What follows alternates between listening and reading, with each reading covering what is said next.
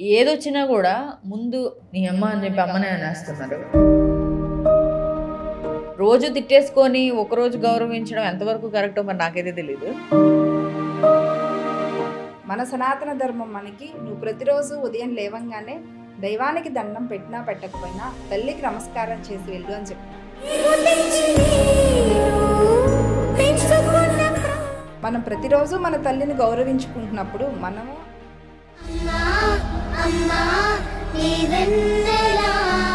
పాశ్చాత్యులు వాళ్ళ పిల్లలతో అది కలిసి ఉండరు కాబట్టి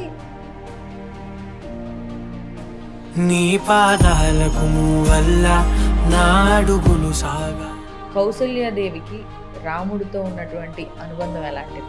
తల్లి నేర్పించే దానిని బట్టే పిల్లల యొక్క ప్రవర్తన. కౌసల్య ఎంత చక్కగా చెప్పి పంపించిందో ధర్మాన్ని మాత్రం తప్పద్దు, ధర్మ మార్గంలోనే నడు అని చెప్పి. కైకేయి మాత్రం రాముణ్ణి వనవాసానికి 14 ఏళ్ళు పంపించమని ఎందుకు అడిగింది? రాముడికి పట్టాభిషేకం చేసేసి కూర్చోబెట్టేస్తే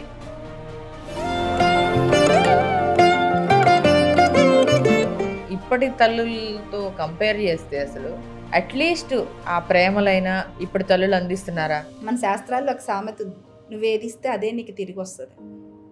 మరి ఈరోజు మనం మన పిల్లల్ని ఎంత ప్రేమగా చూసుకుంటే రేపు పెద్దయినాక వాడిని అంతే ప్రేమగా చూసుకుంటాం.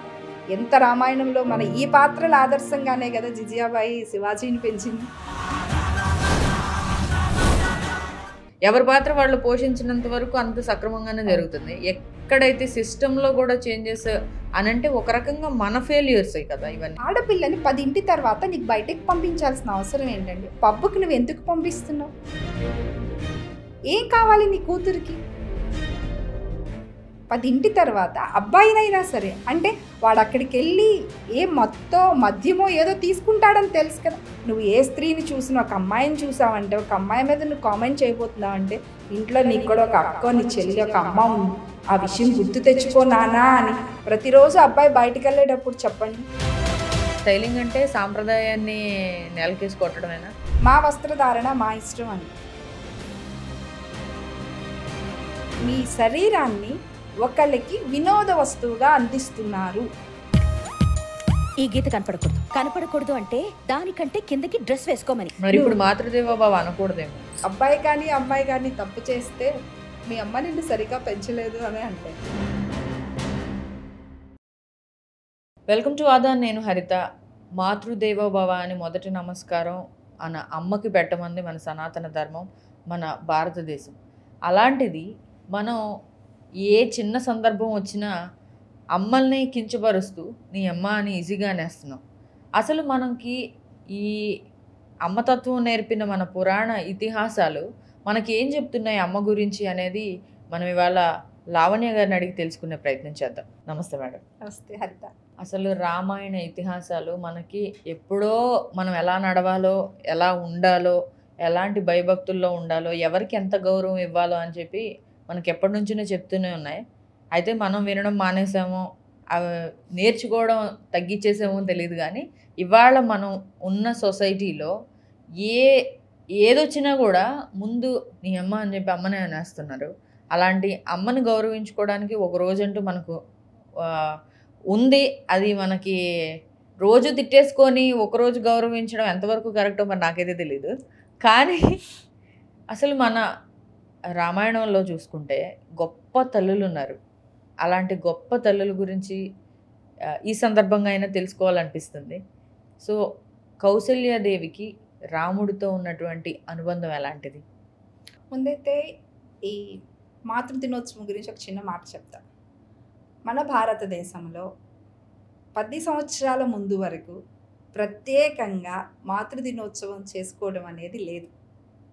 ఎందుకంటే మన సనాతన ధర్మం మనకి నువ్వు ప్రతిరోజు ఉదయం లేవంగానే దైవానికి దండం పెట్టినా పెట్టకపోయినా తల్లికి నమస్కారం చేసి వెళ్ళు అని చెప్పింది. ఎందుకంటే తల్లికి నమస్కారం చేసి వెళ్తే నీవు చేసే ప్రతి పనిలోనూ విజయం సాధిస్తావు అని. మనం ప్రతిరోజు మన తల్లిని గౌరవించుకుంటున్నప్పుడు, మనము అమ్మతోనే కలిసి ఉన్నప్పుడు ఇంకా మనకి ప్రత్యేకంగా అమ్మని గౌరవించుకోవడానికి ఒక రోజు అవసరమా? నిజం చెప్పండి. అవసరం లేదు. మరి మన దేశంలో అయితే అవసరం లేదు. పాశ్చాత్యులు వాళ్ళ పిల్లలతో అది కలిసి ఉండరు కాబట్టి కలవడానికి ఒక రోజు అని పెట్టుకుని వాళ్ళు మదర్స్ డే అని ఫాదర్స్ డే అని చేసుకుంటున్నారు. కానీ మన భారతదేశానికి అయితే అక్కర్లే. ఎందుకంటే మనం పుట్టిన దగ్గర నుంచి పెళ్ళిళ్ళు అయినా కూడా అమ్మ వాళ్ళు బతుకున్నంతకాలం మనం అమ్మా నాన్నలతో కలిసే ఉంటాం. మరి ఇంకా అలాంటప్పుడు మన భారతదేశానికి ప్రత్యేకంగా మాతృదినోత్సవాలు అక్కర్లేదు. కాకపోతే సమాజం మారిపోయింది. మారిన దానితో పాటు మాటల్లో చేతల్లో అన్నిట్లో మార్పులు వచ్చేసాయి. ఆ మార్పులు, దానికి వచ్చిన పరిణామాలు ఇవన్నీ నిజంగా తెలుసుకోవడం అవసరం. ఎందుకంటే ఇంకొక 10 సంవత్సరాలు అయినా కూడా అబ్బాయి కానీ అమ్మాయి కానీ తప్పు చేస్తే మీ అమ్మ నిన్ను సరిగ్గా పెంచలేదు అని అంటారు. ఏదైనా ముందుగా అంటే అనే మాట తల్లి మీదే వచ్చేస్తుంది. ఆ భాండం తల్లి మీదే పడుతుంది. ఎందుకు? మరి అంత ఉన్నత స్థానం ఇచ్చారు కదా మనకి, మాతృదేవోభవ అని. మొదటి స్థానం మనకి గురువు కన్నా కూడా మొదటి స్థానం అమ్మే. నిన్ను 9 మాసాలు మోసి కానీ పెంచుదు. నువ్వు ఇంట్లో ఎవరితో ఎక్కువ ఉంటావు? అమ్మతోనే ఎక్కువ ఉంటావు. నీకు అన్నీ నేర్పించేది అమ్మాయి. ఇప్పుడంటే లేదనుకోండి, డే కేర్లకి వెళ్ళిపోతున్నారు. కానీ గత 10 సంవత్సరాల వరకు అయితే ప్రతిదీ అబ్బాయి పుట్టిన దగ్గర నుంచి ఇంచుమించుగా యుక్త వయసుకు వచ్చేంత వరకు ప్రతిదీ అమ్మ కనుసన్నల్లోనే జరుగుతుంది. ప్రతిదీ అమ్మే చెప్పుద్ది. నాన్న అలా కాదు ఇలా. ఇంకా చాలా వేరియేషన్ ఏంటంటే, విశ్వామిత్రుడు వచ్చి యాగరక్షణ కోసం నేను కొడుకుని తీసుకెళ్తానయ్యా అంటే దశరథుడు పంపించడానికి ఒప్పుకోడు. కానీ కౌసల్య అంగీకరిస్తుంది. ఎందుకు? నా కొడుకు ఇంట్లోనే ఉండి ఈ అయోధ్యలోనే ఉంటే ఎట్లా? బయట సమాజం ఎలా తెలుస్తుంది? మనుషులనే వాళ్ళు ఎలా ఉన్నారు వాళ్ళందరినీ తెలుసుకోవాలి కదా, వాళ్ళందరితో ఎలా నడుచుకోవాలో తెలుసుకోవాలి కదా. అందుకని పంపించడానికి ఆమె ఇష్టపడుతుంది. అంటే తల్లి ఎప్పుడు తన చుట్టూ తిరగాలని అనుకోదు. తన కొడుకు బయటకు కూడా వెళ్ళాలి, సమాజ పరిస్థితులు తెలుసుకోవాలి, ఎప్పుడెక్కడ ఎలా నడవాలో తెలుసుకోవాలి. దానికి వెనక నుంచి తను గైడ్ చేస్తూ ఉంటుంది. నాన్న ఇలా ఉంటారు మనుషులు, ఇలా ప్రవర్తన ఉండాలి. ప్రతిదీ వచ్చి అమ్మకి చెప్పుకునే అలవాటు ఉన్న వాళ్ళు చాలామంది ఉన్నారు. అమ్మ ఈరోజు ఇలా జరిగింది ఇది అని. సో దానిలో మంచి చెడు అమ్మ వివరించి చెప్పుద్ది కాబట్టి ఎలా నడుచుకోవాలి ఏంటి అనేది వాళ్ళకి తెలుస్తుంది. ప్రేమ కానీ ఆ ఆప్యాయత కానీ ఈ కాలంలో బాగా మిస్ అవుతుంది. ఎందుకంటే అమ్మలకి ఓపిక ఉండట్లేదు, తీరిక ఉండట్లేదు.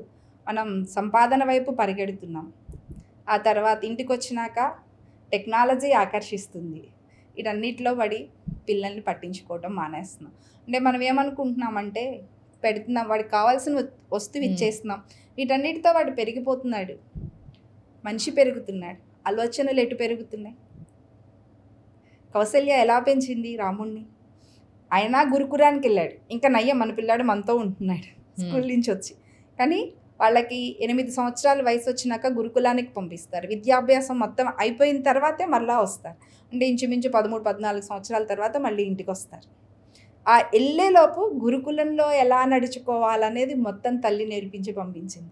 పెద్దలను ఎలా గౌరవించాలి, గురువులతో ఎలా మాట్లాడాలి, గురువులను ఎలా గౌరవించాలి, ఇవన్నీ తల్లి తన దగ్గర ఉన్నప్పుడు రాముడికి మొత్తం దానితో పాటు తన రాజ్యం గురించి చెప్తా దేశభక్తి కూడా నూరిపోస్తుంది. దేశభక్తికి దైవభక్తికి రెండింటికి లింక్ ఉందండి. దేశభక్తి ఉంటే ఆటోమేటిక్గా దైవభక్తి కూడా వస్తుంది. రెండూ చెప్పింది. దైవాన్ని పూజించమని, అంటే నీ పని నువ్వు చెయ్యి, నీ కర్తవ్యం నువ్వు చెయ్యి, దానితో పాటు దైవం యొక్క శక్తి అండ కూడా నీకు అవసరం అని ఆమె ఆ రాముడికి చెప్పింది. అలాగే వనవాసానికి వెళ్ళేటప్పుడు ముందు బాధపడింది, వెళ్ళొద్దు అని. కొడుకుని వదిలి ఉండడానికి బాధపడింది. కాదమ్మా నేను వెళ్ళాల్సిందే, నాన్న ఇచ్చిన మాట కోసం నేను తప్పనిసరిగా వెళ్ళాల్సిందే, నేను వెళ్తానని గట్టిగా చెప్పినాక తన కొడుకు ఒక నిర్ణయం తీసుకున్నాక, అంటే ఆ నిర్ణయం కూడా ధర్మబద్ధమైంది కాబట్టి వెనకడుగు వేయడని ఆమెకి నిర్ణయించుకుని వెళ్ళేటప్పుడు చెప్పుద్దండి. నిజంగా ఇవాళ తల్లులు కూడా విని ఆచరించవలసినటువంటి మాట. నాన్న వనాల్లో నీకు మన రాజ్యంలో ఉన్నట్టు అన్నీ దొరకవు. అంటే మరి అప్పటికప్పుడు అన్నీ వీళ్ళే చేసుకోవాలి, వీళ్ళే ఏరుకోవాలి, వీళ్ళే ఫుడ్ తెచ్చుకోవాలి, అన్నీ వండుకోవడం. మరి రాజభవనంలో అంటే అలా కాదు కదా, సేవకులు ఉంటారు, అన్నీ ఉంటారు. పరిస్థితులు అనుకూలంగా ఉన్నప్పుడు ఎవరైనా మంచి మాటలు చెప్తారు, మంచి పనులు చేస్తారు, అది సహజం. అన్నీ మనకు అందుబాటులో ఉన్నప్పుడు, లేకపోతే ధనం మనకు కావాల్సినంత ఉన్నప్పుడు వితలాలకి నీతులు చెప్తాము, మనం కూడా ధర్మ మార్గంలోనే నడుస్తాం. కానీ పరిస్థితులు మనకు అనుకూలంగా లేనప్పుడు కూడా ధర్మ మార్గంలోనే నడవాలి. నీవు కించిత్ కొంచెం కూడా ధర్మం తప్పద్దు. నీ తండ్రి మాట కోసం నువ్వు అడవులకి వెళ్తున్నావు. అదే తండ్రి మాటని, ఈ రాజ్య గౌరవాన్ని నిలబెట్టాలి. ఈ రాజ్యానికి కానీ నీ తండ్రికి కానీ ఎప్పుడు ఏ చెడ్డ పేరు వచ్చేటువంటి పని చేయొద్దు. అలాగే ఎట్టి పరిస్థితుల్లో కూడా నీ ఎదురుగా ఎంత క్లిష్టమైన పరిస్థితులు వచ్చినా బాగా ఆలోచించి ధర్మం వైపు అడుగు వేయి, కానీ పొర్రపాటును కూడా అధర్మ మార్గం వైపు అడుగు వేయొద్దు. మనం చెప్తున్నామా మన పిల్లలకి? స్కూల్కి వెళ్ళే పిల్లవాడికి అమ్మాయి వాడు నన్ను కొట్టాడు స్కూల్ నుంచి వచ్చినాకంటే, అయితే వాడితో మాట్లాడటం మానే. వీళ్ళే పేరెంట్సే ముందు గొడవకి వెళ్తున్నారు. ఇదే చేస్తున్నారు. మరి ఎక్కడ మనం పేరెంటింగ్ చేస్తున్నాం అంటే ఒక తల్లి నేర్పించేటువంటి పద్ధతి, మాటలు, చేతలు అన్నీ సమాజాన్ని ప్రభావితం చేస్తాయి. అందుకే ప్రతిదానికి మనం అంటాం, ఇందాక మీరు అన్నారు ఒక మాటకి కానీ దేనికైనా ఆడవాళ్ళనే బ్లేమ్ చేస్తారు అని. ఎందుకంటే ఎక్కువ భాగం తల్లితోనే ఉంటాడు. ఏదైనా తల్లి నేర్పించే దానిని బట్టే పిల్లల యొక్క ప్రవర్తన ఉంటుంది. దానికి ఉదాహరణ చూసాం కదా, మరి కౌసల్య ఎంత చక్కగా చెప్పి పంపించిందో. ధర్మాన్ని మాత్రం తప్పద్దు, ధర్మ మార్గంలోనే నడు అని చెప్పింది. ఎంత క్లిష్ట పరిస్థితులు వచ్చినా, మరి నిజంగానే క్లిష్ట పరిస్థితి సుగ్రీవుడా సుగ్రీవుడు కాకుండా వాళ్ళతో స్నేహం చేసుంటే అంత పెద్ద యుద్ధం చేసే పని కూడా ఉండేది కాదు. కానీ వాళ్ళతో స్నేహం చేయలే, ఎందుకంటే అతను ధర్మపరుడి కాదు కాబట్టి. కౌసల్యాదేవి రాముడిని ధర్మ మార్గంలో నడవమంటే సుమిత్ర గారి పాత్ర ఏంటి? ఇద్దరు ఒకే తల్లి ఇద్దరు ముగ్గురు పిల్లల్ని కంటారు. మగ పిల్లలే ఉన్నారు. ఒకే ఇంట్లో ఇద్దరు ముగ్గురు అన్నదమ్ములు ఉంటారు. ఒక అన్నకి కష్టం వచ్చింది అనుకోండి, ఒక తమ్ముడు మంచివాడై అన్నా నీ కష్టంలో నేను నీకు తోడుంటాను, నేను నీకు సాయం చేస్తాను అని తమ్ముడు ముందొస్తే ఆ తల్లే వాడి కష్టానికి వాళ్ళు నువ్వు సాయం చేస్తున్నావు, అది డబ్బు సాయం కానీ ఇంకోటి కానీ, రేపు నీకు ఏదన్నా అవసరమైతే అన్న చేస్తాడా? చేయడేమో కదా. అయినా నీకు అవసరమా? వాడిదేదో వాడు చూసుకుంటాడు కదా అని చెప్పే తల్లులున్న కాలంలో ఇది. మరి సుమిత్ర అలా చెప్పలేదు. అసలు లక్ష్మణుడికి ఏం అవసరం? లక్ష్మణుడిని ఎవరు వనవాసానికి వెళ్ళమనలేదు. ఆయనంతటా ఆయన అన్నను వదిలి ఉండలేక వనవాసానికి వెళ్తానంటే సరే అంటే రాముడు ఒప్పుకున్నాడు. ఇటు తల్లి ఆశీస్సులు తీసుకోవడానికి వచ్చాడు. అమ్మాయిలో వెళ్తున్నానని కూడా లేదు. అంటే ఆ జరుగుతున్న విషయం అంతా ఆమె కూడా అక్కడే ఉంది. అమ్మ ఆశీర్వాదాలు తీసుకుంటున్నాడు. అప్పుడు తల్లి చెప్పింది, నేను నిన్ను వనవాసంలో రాముడికి సేవ చేయడం కోసమే కన్నాను, నేను నిన్ను అందుకోసమే కన్నా, నీకేదో రాజభోగాలు అనుభవిస్తావని నేను నిన్ను కనలేదు. నువ్వు అనుక్షణం రాముడు అడుగుజాడల్లోనే నడవాలి. రాముడికి కష్టం వచ్చినా దానిలో నువ్వు పాలు పంచుకోవాలి. రాముడి కష్ట సుఖాలు అన్నిట్లో నువ్వు రాముడికి పాలు పంచుకోవాలి. ఆయన కష్టం సుఖం రెండిట్లో నీ పాత్ర ఉండాలి. ఆయనకి అడవుల్లో ఏ చిన్న లోటు జరగకుండా, ఆయన రక్షణకి కానీ ఆహారానికి కానీ అసలు ఏ విషయంలో సీతారాములు ఇద్దరికి లోటు లేకుండా నువ్వే చూసుకోవాలి. వాళ్ళకి రక్షణ కవచంలా ఉండాలి. వాళ్ళిద్దరినీ కంటికి రెప్పలా నువ్వు కాపాడుకోవాలి. ఒక రకంగా ఇదంతా విషయం ఉంది కదా. ఇంకొక చిన్న విషయంగా ఆలోచిస్తే ఆమె పరమ దైవ ఆధ్యాత్మిక పురురాలు. ఆమెకి రాముడు నారాయణుడని తెలుసు. సో నారాయణుడు ఎందుకు పుట్టాడు? ఆయన సహజంగా నారాయణుడు వచ్చాడు అంటే రాక్షస సంహారం కోసమే కదా. మరి రాముడు రాక్షస సంహారానికి వెళ్తున్నప్పుడు దేశాన్ని రక్షించడానికి, రాజ్యాన్ని రక్షించడానికి ఆయన వెళ్తుంటే నా కొడుకు ఖాళీగా ఇంట్లో కూర్చోవాలా? అన్నకి దేశ రక్షణ కోసం సహాయంగా వెళ్ళొద్దా? వీరమాతే కదా. మరి నా కొడుకు కూడా దానిలో వెళ్ళి అన్నకు సాయం చేసి రాక్షస సంహారంలో నా కొడుకు కూడా పాలు పంచుకోవాలి. అది నాకు సంతోషం. నేను ఇట్లాంటి పిల్లల్ని కన్నందుకు నా జీవితం కూడా ధన్యం కదా. అది కూడా భావించి రాముడితో పంపించిన లక్ష్మణుడు. కౌసల్య సుమిత్రాదేవి పాత్ర ఇలా ఉంటే కైకేయి మాత్రం రాముణ్ణి వనవాసానికి 14 ఏళ్ళు పంపించమని ఎందుకు అడిగింది? వరం ఓకే కాదనట్లేదు, కానీ ఈ వరమే కోరుకోవాలి, రాముణ్ణే అడవికి ఎందుకు పంపించాలని అనుకుంది?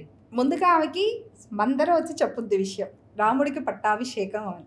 చాలా సంతోషిస్తుంది. నా రాముడికి మించి ఈ రాజ్యాన్ని పరిపాలించే వాళ్ళు ఈ భూప్రపంచంలోనే లేరు, అంత చక్కగా రాజ్యాన్ని పరిపాలిస్తాడు అన్నీ ఒప్పుకుంటా. అంటే ఎంత ఇదిగా మందర చెడగొట్టాలని చూసినా చెడిపోకుండా స్థిరమైన నిర్ణయం. అసలు నా పాయింట్ ఏంటంటే అసలు ఈ రాముడి విషయంలోనే ఎందుకు అడిగింది? వేరే వరం కోరుకోవచ్చు కదా.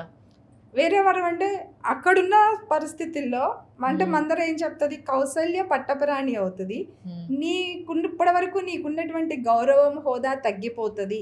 ఆ మాట అనగానే ఆమె ఒక మెట్టు దిగింది. ఈ అవతలాలకి ఎప్పుడైనా ఒక చెప్పుడు మాటలు చెప్తున్నప్పుడు మనం ఒక చిన్న అవకాశం ఇచ్చినా ఇంకా వాళ్ళు చెలరేగిపోతారు. అలా ఇంకా మందర అవకాశం దొరికిందని ఇంకా ఆమెకి నూరిపోయటం మొదలుపెట్టింది. నీ కొడుకుని చంపేస్తాడు అది ఇదని. కానీ కైకకి తెలుసు రాముడు ఎలాంటి వాడో తెలుసు, ఎలాంటి స్వభావం ఉన్నవాడో తెలుసు.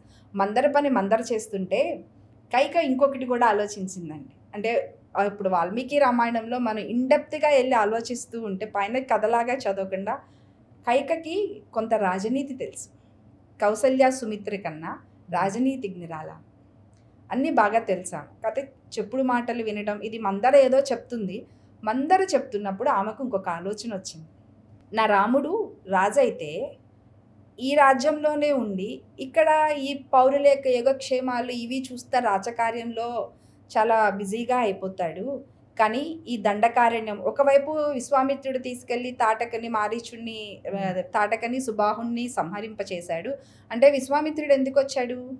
లోక కళ్యాణం కోసం, రాక్షస సంహారం కోసమే వచ్చాడు. అది మొదటి బీజం వేశాడు ఆయన. కానీ ఆ బీజాన్ని మొదట్లోనే ఆపేస్తే ఎట్లా? విశ్వామిత్రుడు యొక్క ఆలోచన కానీ ఈ లోక కళ్యాణం అనేది జరగాలి కదా. రాముడు అయోధ్యలోనే ఉంటే అవన్నీ ఎలా జరుగుతాయి? పట్టాభిషేకం చేసేసుకుని సింహాసనం మీద కూర్చుంటే ఆ పని అవదు కదా. మరి రాక్షస సంహారం జరగాలి కదా. ఈ మందర ఇంతలో 2 నీకు వరాలు ఉన్నాయి కదా, ఆ 2 వరాలు అడగచ్చు కదా అని చెప్పింది. సరే ఏం అడగమంటావని కూడా ఈమె అడిగింది. మందరిని ఏం అడగమంటావు? ఆలోచన ఇచ్చింది. 14 సంవత్సరాలు వనవాసానికి పంపించు అని. సరే అయోధ్య నుంచి లంక వరకు ఉన్న రావణ సంహారం చేయాలి అంటే ఇంత టైం అయితే పట్టుద్ది కదా. అంచనా వేయగలిగినంత శక్తి సామర్థ్యాలు ఆమెకున్నాయి. ఆ రాక్షసుడి యొక్క బలాలు తెలుసు. ఎందుకంటే వాళ్ళకి కూడా మొత్తం ఎప్పటికప్పుడు విషయాలు అందించేటువంటి గూఢచారి వ్యవస్థ వాళ్ళకి కూడా ఉంది కదా. ఎన్ని తెలిసినప్పుడు రాముడు అంటే ఎంతో ఇష్టం. భరతుడి కన్నా రాముడు అంటేనే ఇష్టం. తన కొడుకు ఒక పెద్ద రాక్షసుని సంహరించి పేరు తెస్తే అది చాలా గౌరవంగా, తల్లిగా తనకి కూడా గౌరవమే కదా. అందున ఎంత రాక్షసుడు ఎంతమందిని హింసిస్తున్నాడు. అలాంటి దుర్మార్గుడిని సంహరిస్తా రాముడికి చాలా అవసరం. ఇవన్నీ ఆలోచించి అయోధ్యలోనే కూర్చుంటే ఇవన్నీ అంటే రావణాసురుడిని చంపాల్సి వస్తుందని కైకేయికి ముందే తెలుసా? మరి ఎప్పటి నుంచో రావణాసురుడు అయోధ్య మీద ఒక కన్ను వేసి ఉంచాడు. గూఢచారి వ్యవస్థ వాళ్ళకి కూడా ఉంటుందిగా. రాక్షస సంహారం ఆయన్ని సంహరించడానికి మానవుడు పుట్టాడన్న విషయం రావణాసురుడికి తెలుసు. అది అయోధ్యలో పుట్టాడని తెలుసు. సంహరించడానికి పుట్టాడని తెలుసు కానీ ఇలా సీతాదేవి ద్వారా జరుగుతుందని తెలీదు. తెలుసా రావణాసురుడికి? ఆయన కైకేయికి తెలియదు. రావణ సంహారం రాముడు చెయ్యాలి అని ఆమెకి తెలుసు. రావణాసురుడు అని ఒక రాక్షసుడు ఉన్నాడు. ఈయన రాముడు మాత్రమే సంహరించగలడు. ఎందుకంటే విశ్వామిత్రుడు వచ్చి యాగరక్షణ కోసం అని తీసుకెళ్ళి అన్ని ఆయుధాలు అస్త్రశస్త్రాలు ఇచ్చాడు అంటే ఏ కారణం లేకుండా మహర్షులు అలా ఇవ్వరు. ఆలోచించగలిగే శక్తి ఆమెకుంది. సో ఇవన్నీ చేశాడు అంటే విశ్వామిత్రుడు రాముడు ముందు చేయవలసినటువంటి పని ఏదో ఉంది. ఆ పని చేయనీయకుండా అయోధ్యలోనే ఉంచి పట్టాభిషేకం చేసేస్తే మరి ఆ పని ఎలా అవుతుంది? ఈ రాక్షస సంహారం ఎలా జరుగుతుంది? ఇప్పుడు సింపుల్గా చెప్పాలంటే మనకి ఇప్పుడు ఈవెన్ ఇప్పుడు జరుగుతున్నటువంటి యుద్ధమే అనుకోండి, పాకిస్తాన్ వాళ్ళు.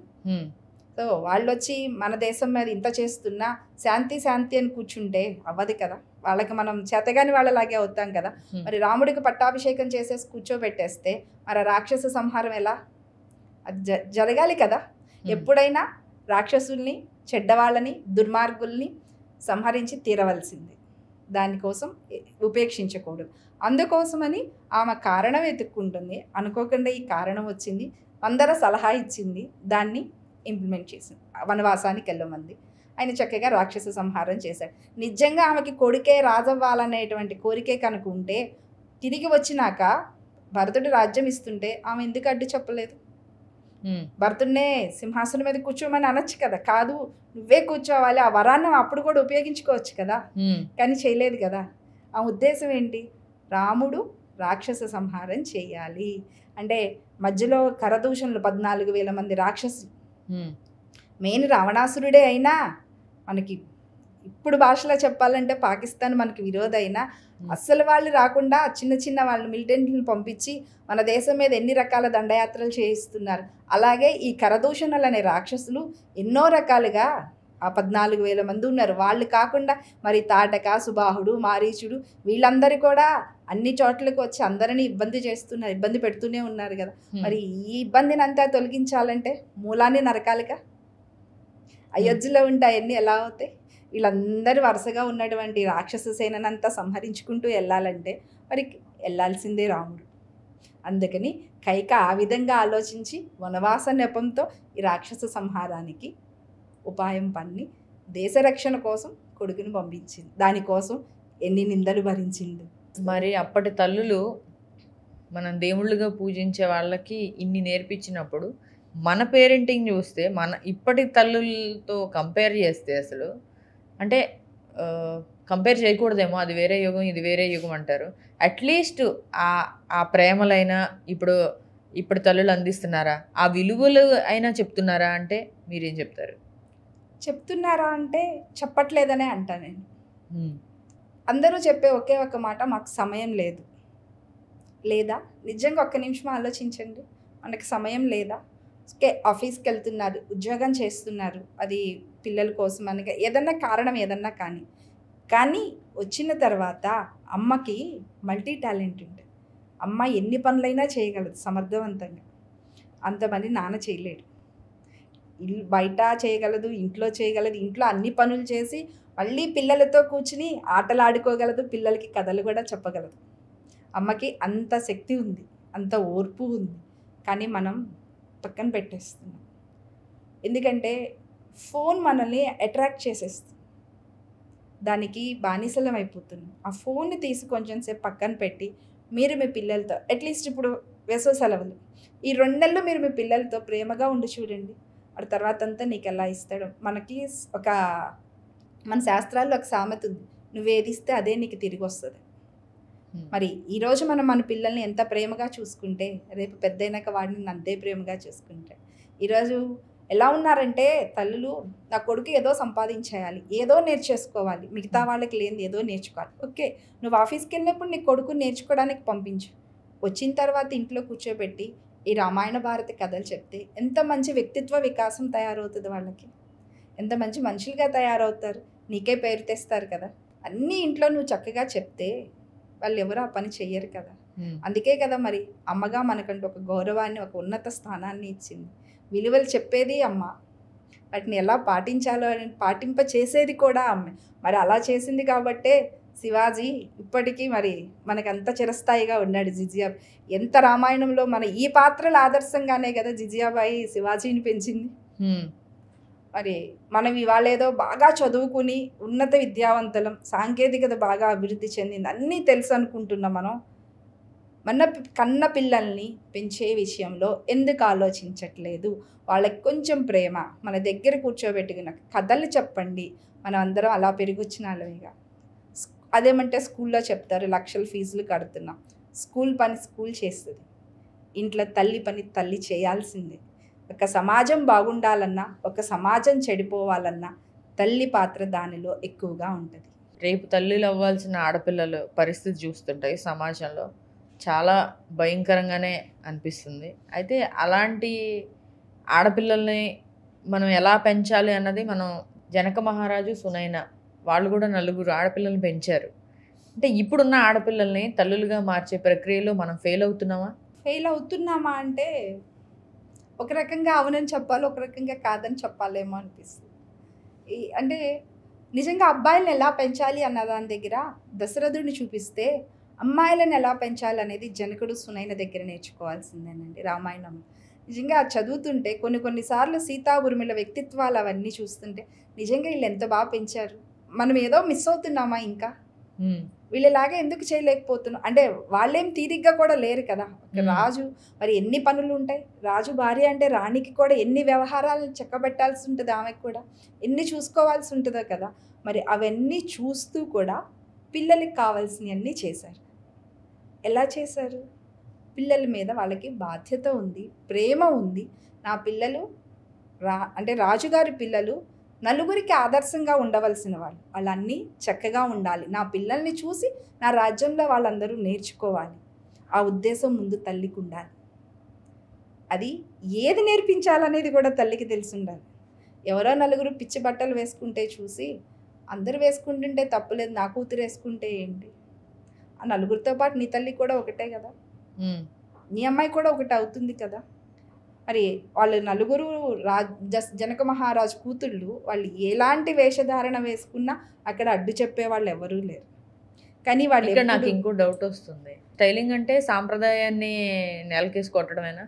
కాదు, కానీ ఇప్పుడు జరుగుతుంది అది కదా సాంప్రదాయాన్ని పాటిస్తూ ఇంకా అందంగా తయారవ్వచ్చు కదా, చాలా చక్కగా తయారవ్వచ్చు. ఈ మాట అంటే చాలా మందికి కోపం రావచ్చు. మా వస్త్రధారణ మా ఇష్టం అంటారు. ఓకే, మీ వస్త్రధారణ మీ ఇష్టమే, కానీ కనీసం ఒక్కసారి ఇంట్లో ఉన్న తల్లి కానీ బట్టలు వేసుకుంటున్న పిల్ల కానీ ఆలోచిస్తున్నారా? ఏం చేస్తున్నారు మీరు? మీ శరీరాన్ని ఒకళ్ళకి వినోద వస్తువుగా అందిస్తున్నారు. ఆ విషయం గుర్తుంటుందా అసలు? పిల్లకి తెలియకపోతే తల్లికి కూడా తెలియట్లేదా? నా అమ్మాయిని నలుగురు 4 రకాల చూపులతో చూస్తున్నారు. అది ఎంత బాధ అసలు. ఒక్క నిమిషం ఊహించుకోండి, ఒళ్ళు జలతరిస్తుంది. మా అమ్మాయిల పిచ్చి డ్రెస్సులో అది బట్టల గురించి చెప్పాలండి, ఇంకా అది మనం చెప్పలేమనుకోండి. ఇలాంటి బట్టలు వేసుకెళ్తే చిన్న అంటే ఒక 10 సంవత్సరాల పిల్లాడి నుంచి 80 సంవత్సరాల వృద్ధుడి వరకు చూస్తున్నాడంటే ఆ చూసిన వాళ్ళు ఎవరెవరు ఎన్ని రకాలుగా ఊహించుకుంటారు? మీ అమ్మాయి ఎంతమందికి ఒక వినోద వస్తువు అవుతుంది? అది విషయం ఆలోచిస్తున్నారా? ఓకే, సినిమాల్లో వాళ్ళు వేసుకుంటున్నారు, సీరియల్లో వాళ్ళు వేసుకుంటున్నారు కాబట్టి అది ఫ్యాషన్, మేము కూడా వేసుకోవాలి అంటారా? వాళ్ళు డబ్బుల కోసం వేసుకుంటున్నారు, వాళ్ళ వృత్తి అది. దానికి వాళ్ళు చేస్తారని మీరు కూడా చేస్తున్నారా? నీకు మంచి ఏదో చెడేదో నీకు తెలుసుగా. సునైనాదేవి పిల్లల్ని అలాగే పెంచింది, ఏది మంచో ఏది చెడు. అందుకే సీతాదేవి ఎక్కడికి వెళ్ళినా ఆమెకు అంత నీరాజనాలు పట్టారు. సీతాదేవి ఒక్కటే కాదు, ఈ ఊర్మిళ, సీతాదేవితో పాటు శృతికీర్తి, ఊర్మిళాదేవి, ఈ 4 అక్క చెల్లెళ్ళు కూడా అంత గౌరవింపబడ్డారు. రాణులు అయ్యుండి కూడా వాళ్ళకి తెలియదు ఆ స్టైలింగ్ మరి చేసుకోవాలంటే. మనకన్నా ఇంకా స్టైల్గా తయారయ్యారండి వాళ్ళు. మనమేదో స్టైల్ అనుకుంటున్నాం కదా, ఇవాళ బట్టలు చినిగిపోయిన బట్టలు పొట్టి బట్టలు వేసుకోవటమే స్టైల్ అనుకుంటుంటే వాళ్ళు మనల్ని మించిన ఇంకా అందంగా వాళ్ళని చూసి నేర్చుకోవాల్సిన పాయింట్స్ చాలానే ఉన్నాయి. అవును, మన ధర్మంగా అట్లీస్ట్ కొంతలో కొంతైనా కనీసం ఒక్క 2 నిమిషాలు నువ్వు పూజ గదిలో కూర్చుని పిల్లవాడికి దండం పెట్టుకోవటం నేర్పించు. అంటే వాడికి ఒక స్టెబిలిటీ అనేది అలవాటు చేయి.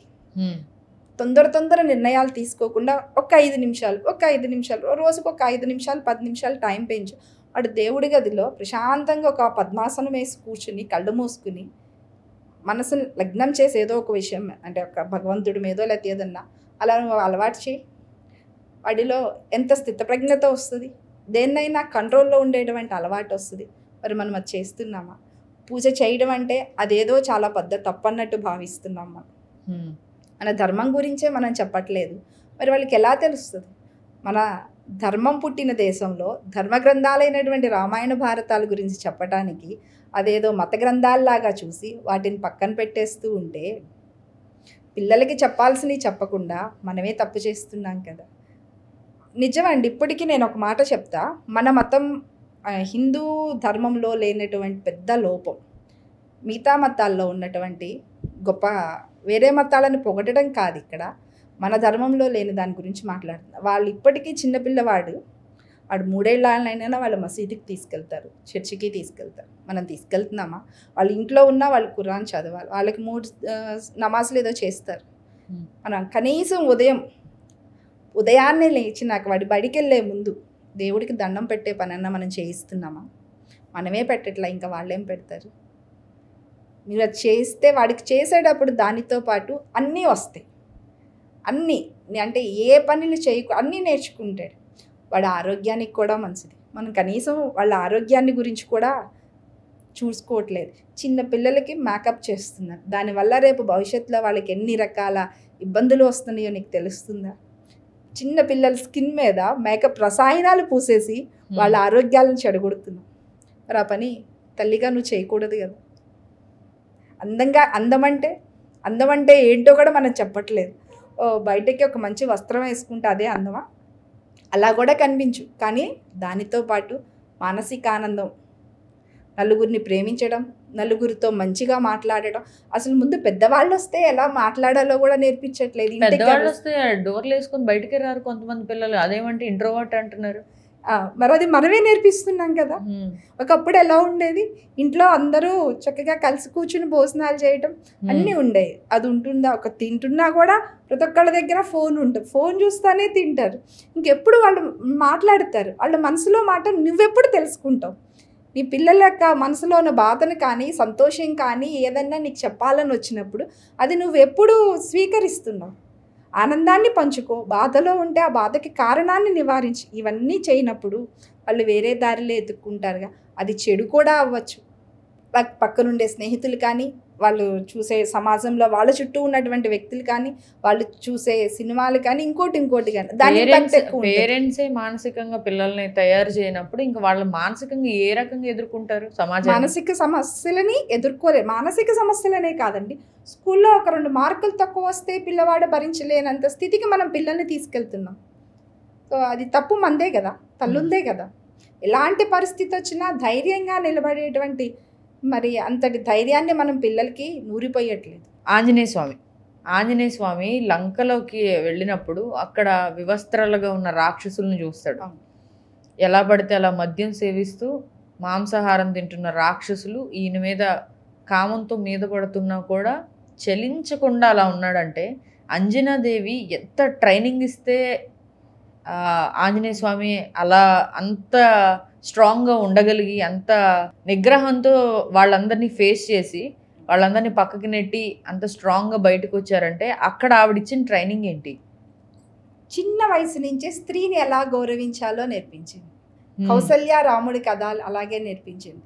తల్లిని భార్యని తప్పించి మిగతా ఎవరైనా ఏ స్త్రీనైనా మాతృమూర్తి అనే దృష్టితో చూడడం నేర్పించారు వాళ్ళు.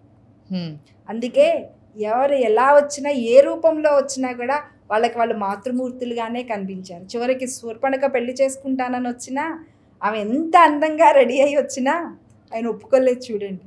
అలాగే ఆంజనేయ స్వామి మరి అంతమంది రాక్షస స్త్రీలు అర్ధనగ్నంగా వివస్త్రులుగా ఎంతమంది ఉన్నా వాళ్ళల్లో సీతాదేవిని వెతుక్కున్నాడే తప్పించి ఆయన మనసు కించిత్ కూడా చెల్లించలేదు. అంత బాగా ఆంజనేయ స్వామిని అంజనాదేవి ఇచ్చేసిందంటే ఆమె పెంచడంతో పాటు చిన్నప్పటి నుంచి ఈయన కూడా తనని తను అలా అధీనంలో ఉంచుకున్నాడు. అన్నిటిని అంత నిగ్రహశక్తితో ఉన్నాడు. మరి ఆ విధంగా మనం కూడా మన పిల్లల్ని పెంచుతుంటే, మన మగపిల్లల్ని అలా కనుక తయారు చేస్తే, నువ్వు ఏ స్త్రీని చూసినా ఒక అమ్మాయిని చూసావంటే, ఒక అమ్మాయి మీద నువ్వు కామెంట్ చేయబోతున్నావంటే ఇంట్లో నీకు కూడా ఒక అక్క, నీ చెల్లి, ఒక అమ్మ ఉంది, ఆ విషయం గుర్తు తెచ్చుకో నానా అని ప్రతిరోజు అబ్బాయి బయటకు వెళ్ళేటప్పుడు చెప్పండి. అవతల అమ్మాయిని వాళ్ళు వేరే దృష్టితో చూడగలుగుతారా? మనం చెప్తున్నామా? మరి ఇంట్లో ఉన్న చెల్లెల్నే గౌరవించడం నువ్వు చెప్పట్లేదు. అదేమంటే నువ్వు అబ్బాయివి అమ్మాయి. ఇక్కడ అబ్బాయే అమ్మాయి అన్నది కాదు, ఇద్దరూ సమానంగానే చూడండి. ఇద్దరికీ నేర్పించవలసింది నేర్పించండి. స్త్రీని ఎలా గౌరవించాలి, వాళ్ళని ఎలా చూడాలి, వాళ్ళకున్న స్థానం ఏంటి, అలా అసలు స్త్రీకున్న అంత గొప్ప స్థానం గురించి నువ్వు చెప్పు. తల్లిగా అది నీ బాధ్యత. ఎందుకంటే ఒక అమ్మాయిని నువ్వు ఏడిపించావంటే తర్వాత అమ్మాయి పడేటువంటి బాధ ఎలా ఉంటుంది అది స్త్రీ మాత్రమే చెప్పగలుగుతుంది. అంతే కదా. నీ చెల్లెల్ని ఎవరన్నా ఏడిపించారంటే నీకు కోపం వస్తుంది కదా నాన్న. అదే పని నువ్వు ఇంకొకరికి చేస్తే మరి వాళ్ళకి కూడా కోపం వస్తుందిగా. వాళ్ళు ఇంకొక పని చేస్తారు, నువ్వు వాళ్ళని ఏడిపిస్తే వాళ్ళు నీ చెల్లెల్ని ఏడిపిస్తారు కదా. ఇది ఒక రకంగా గొడవలకు కూడా దారి తీయచ్చు కదా. ఇద్దరి జీవితాలు నాశనం అవుతాయి కదా. అసలు ఇప్పుడు ఇంకా దారుణాలు కదా, ఎక్కడ పడితే అక్కడ రేపులు ఎక్కువైపోతున్నాయి. ఇవన్నీ పేరెంట్స్ తల్లి పాత్రలో ఉన్న తల్లులు ఫెయిల్ అవడం వల్ల కదా. అవును, ఆ విధంగా పెంచట్లేదు. అంటే అబ్బాయి తప్పు పని చేసినా, ఒకవేళ ఏదైనా తప్పు పని చేస్తున్నాడని తెలిసినా అబ్బాయి మగవాడు చేస్తాడు, అదే రైట్ అన్నట్టు మాట్లాడుతున్నారు. అదే తప్పు ముందు. మరి ఆ విధంగా కౌసల్య కానీ అంజనాదేవి కానీ పెంచలేదు ఆంజనేయ స్వామిని కానీ. వాళ్ళు ఇప్పటికీ మనం మాట్లాడుకుంటున్నామంటే వాళ్ళు నడవడిక వాళ్ళు నేర్పించిందే కదా మనకి. ఇంత జ్ఞానాన్ని మనకి ఇచ్చిందంటే వాళ్ళు బతికి మనకి చూపించారు ఇలా బతకమని. కానీ మనం అవన్నీ పక్కకు నెట్టేసి మన ఇష్టం వచ్చినట్టు మనం ఇంత ధర్మగ్రంథాలు మనకి ఇచ్చి, ఇంత ధర్మగ్రంథాలు పుట్టినటువంటి దేశంలో వాటన్నిటినీ వదిలేసి మనం ఎలా బతకాలో అని నేర్పించినటువంటి రామాయణ భారతం. వాటన్నిటిని వదిలేసే కదా ఇవాళ అలాంటి స్థితప్రజ్ఞత లేదు, మానసిక ధైర్యం లేదు మనకి. తల్లి పాత్రలు పోషించాల్సిన, అంటే తల్లులు ఎవరి పాత్ర వాళ్ళు పోషించినంత వరకు అంత సక్రమంగానే జరుగుతుంది. ఎక్కడైతే సిస్టంలో కూడా చేంజెస్ అని అంటే ఒక రకంగా మన ఫెయిల్యూర్సే కదా ఇవన్నీ. ప్రతిదీ ప్రభుత్వం చేయట్లేదు అంటారు. ఇంట్లో ముందుగా మనం చేయాల్సిన బాధ్యత ఉంది కదా. అంటే ఆడపిల్లని 10 తర్వాత నీకు బయటకు పంపించాల్సిన అవసరం ఏంటండి? పబ్బుకి నువ్వు ఎందుకు పంపిస్తున్నావు? ఏం కావాలి నీ కూతురికి? 10 తర్వాత అబ్బాయినైనా సరే, అంటే వాడు అక్కడికి వెళ్ళి మద్యమో ఏదో తీసుకుంటాడని తెలుసు కదా. అంటే నీకు తెలిసి కూడా నీ కొడుకుని నువ్వు పాడు చేస్తున్నావా? నీ కొడుకుని కూతుర్ని వాళ్ళు అక్కడికి వెళ్ళి ఏమి మంచిగా ఏమి ఉండరుగా. తీర్థ ప్రసాదాలు స్వీకరించరారు కదా. అదే అన్నీ తెలిసి కూడా మీరు పంపిస్తున్నారంటే అది ఫ్యాషనా? అదా ఫ్యాషన్? నీ కొడుకుని నువ్వు చెడగొట్టుకోవటం, నీ కూతుర్ని నువ్వు చెడగొట్టుకోవటం. మరలా తర్వాత ఏదైనా జరిగితే ప్రభుత్వం స్త్రీలను రక్షించట్లేదని స్లోగన్లు పట్టుకుని క్యాండిల్స్ పట్టుకుని ర్యాలీ చేస్తున్నామే.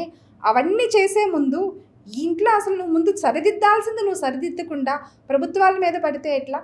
తల్లిదండ్రులుగా మన బాధ్యతను మనం సక్రమంగా నిర్వర్తించాలిగా. తల్లిగా 10 తర్వాత అమ్మాయి పొట్టి బట్టలు వేసుకుని బయటకు వెళ్తుంటే నీకేం పని? మాట్లాడకుండా ఇంట్లో నువ్వు కూర్చోబెట్టట్లేదు. 4 రోజులు ఒక దెబ్బ వేస్తే కూర్చోదా అమ్మాయి? అబ్బాయినైనా ఎందుకు పంపిస్తున్నా? మగవాడైతే వెళ్ళొచ్చా ఎక్కడికైనా? ఏ పనైనా చేసే స్వాతంత్ర భావాలు పెరిగిపోయి ఇవన్నీ. స్వతంత్రం అంటే ఏంటో ముందు అసలు చెప్పండి. అంటే ఎట్లా పడితే అట్లా, ఎప్పుడు పడితే అప్పుడు తిరగటం ఆ స్వతంత్రం అంటే? అది కాదు కదా. నీకు నచ్చినట్లుగా ఉండడము అంటే నీకు నచ్చింది చదువుకో, నీకు నచ్చిన వృత్తిని చెయ్యి. ఆ చేసే దానిలో కూడా ధర్మం ఉందా లేదా ఆలోచించు.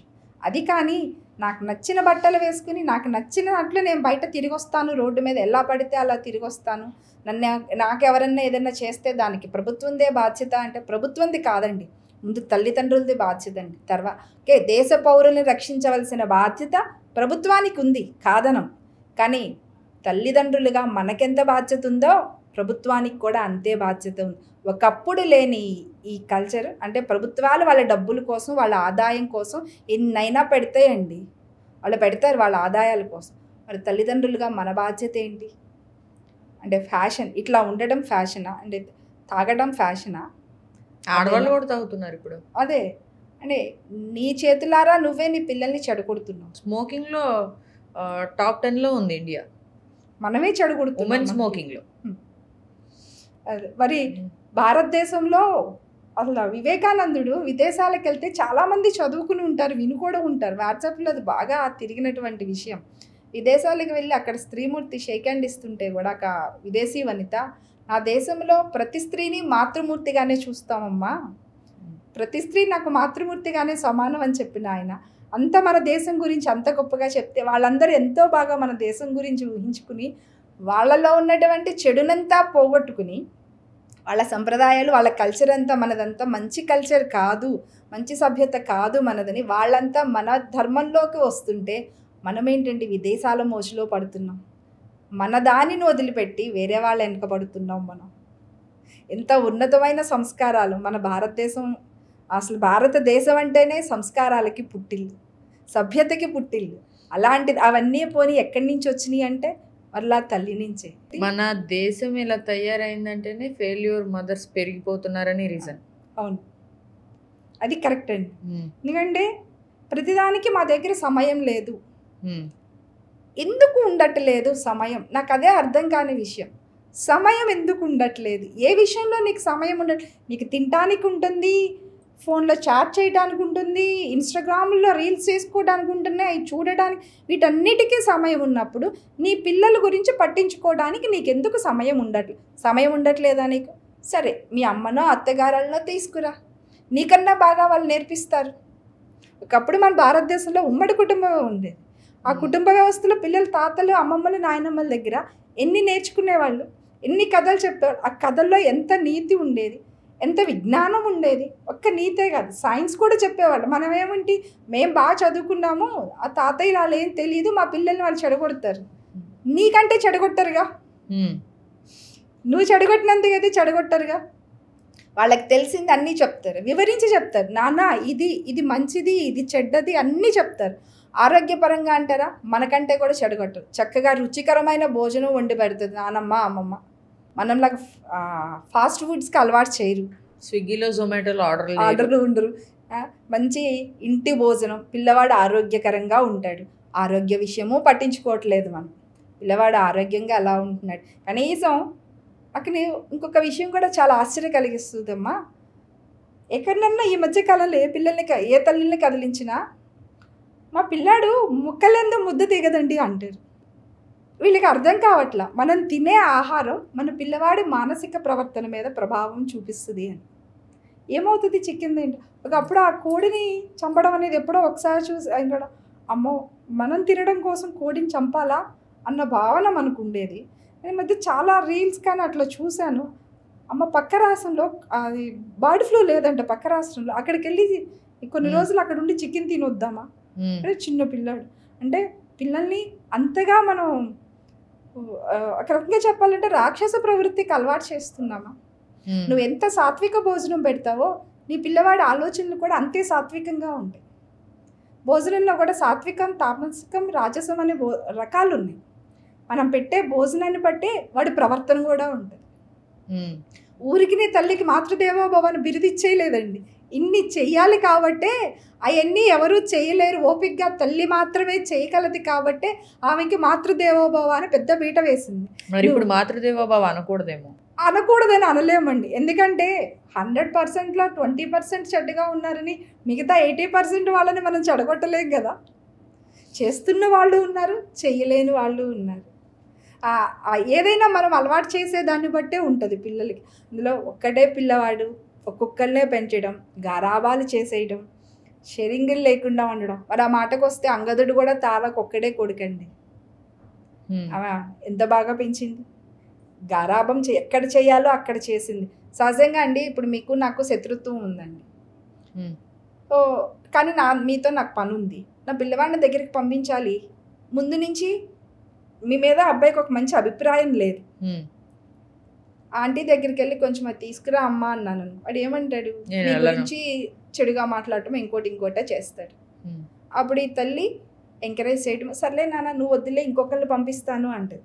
అంతేకాని అది కాదు నాన్న, ఆంటీ అలాంటిది కాదు, నువ్వు చూసిన తప్పు చూసావు, ఆ సిచ్యువేషన్ తప్పై ఉండొచ్చు, పరిస్థితి అది కాదు, ఇలా జరిగిందని ఆ పిల్లవాడికి సర్ది చెప్పి పిల్లవాడిలో ఆలోచనని మార్చే ప్రయత్నం చేయట్లేదు. కానీ తార చేసిందండి. ఇప్పుడు వాలి సుగ్రీవులు అన్నదమ్ములు. సుగ్రీవుడు కారణంగా వాలి చనిపోయాడు, అంగదుడు చిన్నపిల్లవాడు. ఆ విషయం తెలుసా అంటే నా తండ్రి చనిపోవడానికి నా చిన్నానే కారణం, మా బాబాయే కారణం. చిన్నపిల్లవాడు కదా, సహజంగా ఒక రకమైన ద్వేషం ఉంటుంది. కానీ తార ఆ అబ్బాయిలో వచ్చినటువంటి ద్వేషభావాన్ని కనిపెట్టి దాన్ని తగ్గించి సుగ్రీవుడికి సహాయం చేసేటట్టు చేసింది. అదే అండి పేరెంటింగ్. మరి ఇందాక కౌశల్య చెప్పింది చూడండి, అన్ని పరిస్థితులు అనుకూలించినప్పుడు అంత మంచిగా ఉండడం వేరు, పరిస్థితులు మనకు అనుకూలంగా లేనప్పుడు కూడా ధర్మ మార్గంలో నడవడం. మరి తార ఏం చేసిందండి, తన కొడుకుని ధర్మ మార్గంలో నడిపించింది. ఫైనల్గా ఈ మదర్స్ డే సందర్భంగా చెప్పాలంటే ఈ ఫెయిల్ అయిన మదర్స్కి మీరు చెప్పదలుచుకున్నది ఏంటి? పిల్లల మీద శ్రద్ధ పెట్టట్లేదు, సమయం లేదు అని అనుకుంటున్నటువంటి తల్లులు, మీ చేతుల్లో చాలా సమయం ఉంది. తల్లులు చేయలేని పని ఏదీ లేదు. ఒక వ్యక్తి ఉన్నత స్థానంలో ఉన్నాడు అంటే దానికి ఆ తల్లి యొక్క ప్రోత్సాహం ఎంతో ఉంది. వెనకమాల ఆ తల్లి నడిపించిన తల్లి పాత్ర ఎంతో ఉంటుంది. తల్లి వేసినటువంటి బీజం, ఆ నడిపించేటువంటి నడత, నడవడిక, మాట తీరు అన్నీ తల్లి దగ్గర నుంచే నేర్చుకుంటారు. అన్నీ ఒక పద్ధతిగా మాట్లాడడం అన్నీ నేర్పించేది తల్లి. అటువంటి అంత గొప్ప స్థానంలో ఉన్నటువంటి తల్లులు మీకు సమయం లేదు అనకుండా మీ పిల్లలతో మీరు సమయం గడపండి. అది ఎంత ఆనందాన్ని ఇస్తుందో మీకు గడిపి చూడండి, తెలుస్తుంది. మీరు ఎంతో ఆఫీస్లో ఎంతో వర్క్ చేసి ఎంత టెన్షన్లో ఉంటారో వచ్చి మీ పిల్లలతో కొంచెం సేపు ఆడుకున్నా, మీ పిల్లలకి 4 కథలు చెప్పినా ఆ చెప్పే కథల్లో మీకుండే ప్రాబ్లమ్స్కి సొల్యూషన్స్ కూడా దొరకచ్చు. ఆలోచించండి. మీ టెన్షన్ని గడప బయట వదిలేసి ఇంట్లో అమ్మగారా ఒక తల్లిగా వచ్చి నీ పిల్లల్ని అక్కన చేర్చుకుని నీ పిల్లలతో సమయం గడిపి చక్కగా నోట్లో స్పూన్తో కాకుండా నీ చేతితో వాళ్ళకి ముద్దలు పెట్టు. ఎంత చక్కగా ఆస్వాదిస్తాడు. అమ్మ చేతి ముద్ద ఎంత అంటే సహజంగా మనందరికీ అనేది అమ్మ చేతి ముద్ద, ఆవకాయ వీటన్నిటిని మర్చిపోలేమని. మరి ఆ తల్లి చేతి సహజంగా ఒక మాట అంటారు తెలుసా, పెళ్ళైన తర్వాత కూడా భర్తలు మా అమ్మ వండినంత రుచిగా నువ్వు వండలేదు అంటారు. చాలా చోట్ల ప్రతి స్త్రీ ఇంట్లో వినబడే మాట ఇది. మరి నా పిల్లలకి అమ్మమ్మ ఉన్నా నాయనమ్మ వండిందారు కన్నా అమ్మ వండిందే నచ్చుద్ది. ఎందుకు అని దీని గురించి నేను ఒకరోజు రీసెర్చ్ చేశాను, పుస్తకాల్లో ఏముందా అసలు దీని గురించి ఏదో సైన్స్ ఉండి ఉంటుంది అని. అంటే ఏ తెల్లైనా వంట చేసేటప్పుడు ప్రేమగానే వండుద్దండి. అయితే నా కొడుకుకి కూర ఇష్టం, నా అమ్మాయికి కూర ఇష్టం అని కొడుకు కూతురు గురించి ఆలోచిస్తే వాళ్ళకి ఎంత ప్రేమగా వండి పెట్టాలని ఆలోచిస్తుంది. కాబట్టి ఆ వంటలో అంత ప్రేమ వచ్చి వాళ్ళకి అది అంత రుచిగా ఉంటుంది. ఆ ప్రేమని, ఆ రుచిని మరి పెళ్ళిళ్ళై ఇన్ని సంవత్సరాలైనా కూడా అబ్బాయిలు అమ్మలు మర్చిపోలేకపోతున్నారు కదా. మరి మనం ఇవాళ అందిస్తున్నామా? స్విగ్గీలు జొమాటోలు మానేసి నువ్వు అట్లీస్ట్ పప్పు కూర పెట్టినా నీ కొడుకు ప్రేమగా తింటాడు కదా, మా అమ్మ చేతి పప్పు కూర అని అది అలవాటు చేస్తే వాడికి ముద్దలోనే ప్రేమ కూడా రంగరించి పెడితే ఆ తల్లి ప్రేమ తెలుసుద్ది. అన్నీ అలవాటై చక్కగా మంచి పౌరుడిగా ఉండి నీకు అమ్మ చూడరా ఎంత మంచి బిడ్డని కందని నీకే కదా పేరు, సమాజానికి ఒక మంచి బిడ్డనిచ్చింది అనువత. ఇక సమాజం మంచి సమాజ నిర్మాణంలో నీదంటే ఒక మంచి భాగస్వామ్యం ఉంటుంది. అది తల్లులుగా మనకున్నటువంటి హక్కు, అధికారం, బాధ్యత. వాటిని మనం వదిలేసి మన ఆనందాల కోసం కానీ మన అధికారాల కోసం కానీ పోరాడకుండా, ఇది కూడా మన హక్కు, అధికారమే. దేవుడు మనకి మాత్రమే ఇచ్చినటువంటి వరం అది, ఎవరికీ లేనటువంటి మాతృమూర్తి అనేటువంటి వరం చాలా గొప్పది. దాన్ని సార్థకం చేసుకుంటా మన పిల్లలని ఒక మంచి సమాజ నిర్మాణంలో భాగస్వాముల్ని చేసి రామలక్ష్మణులు లాంటి పిల్లల్ని కన్నామనేటువంటి పేరు తెచ్చుకునేటట్లుగా మనం కూడా తయారవుదాం. Right, thank you madam.